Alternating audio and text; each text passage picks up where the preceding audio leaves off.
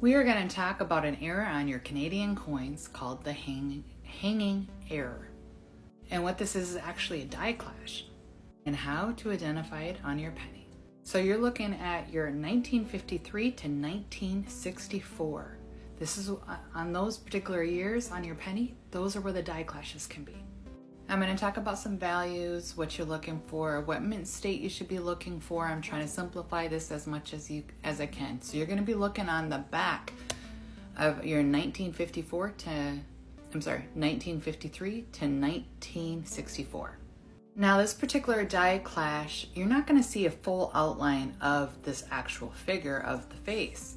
You're going to be looking at certain parts and how to identify it. Now we're going to take this image and think of this as the roadmap for this die clash, okay? So you see right here in red, right by the year, it needs to have this die clash, and I'm going to show you some images of that. Now the yellow should be there, sometimes it's not. You have to have that red mark right in this area, and green sometimes, not really that often. This black mark is not, you're not seeing this whole image, this is just like the printout of how the die clash actually happened, kind of like tracing the lines. So on the single die clash, when I was talking about that area right above the year, you see right here this hook. This is what you're kind of looking for. This is a single line.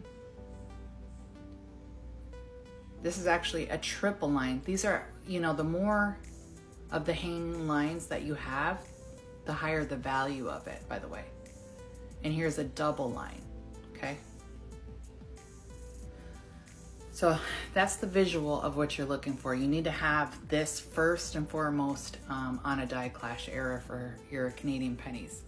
Once you've identified this area as having a die clash, then you should be looking for these other ones around here.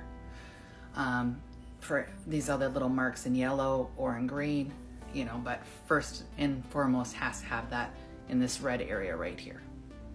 Now this one's a double one right here on the 9. So what are the values?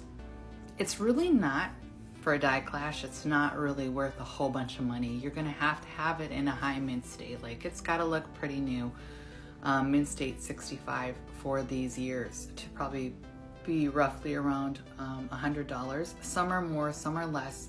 And again, if you have a single, double, or triple die clash mark, increases the value. So many years I can't go through every single one, but hey, now you know to be looking for that on your Canadian pennies.